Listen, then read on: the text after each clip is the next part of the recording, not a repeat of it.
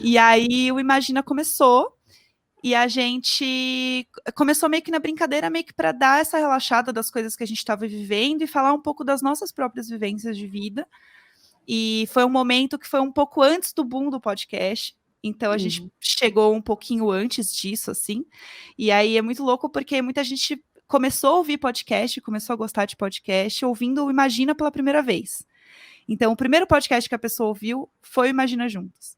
E isso é muito Sim. legal, porque a gente falava de uma coisa e de uma forma que ninguém mais falava, né? A gente é muito, vocês vão ouvir assim, tem o nome dos episódios assim, piroca na cara, entendeu? É assim, pudor zero das coisas, é uma loucura.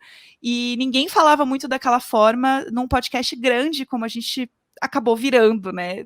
E muita gente começou a se identificar muito com isso. Então era muito louco, porque eu estava trabalhando em agência, daí eu fui trabalhar em agência e estava com o Imagina lá rolando, bombando. E a galera da agência ouvia o Imagina.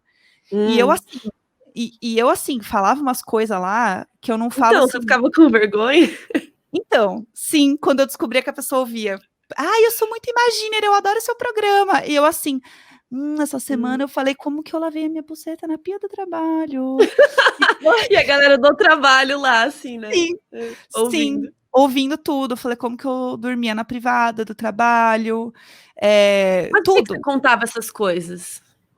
Então, eu acho que Saía? saía, e eu acho que tem uma coisa do podcast, que ainda mais quando você está gravando entre amigos, você meio que, você sai falando. Você Esquece que vão esquece. ouvir. Você esquece. Ainda mais que a gente. Era um momento que a gente falava muita besteira, assim, que a gente falava.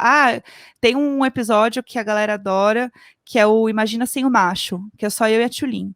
Que a gente fala todos os perrengues de depilação. Ai, gente, que horror, né? Ficar segurando a bunda pra mulher limpar lá, não sei o quê.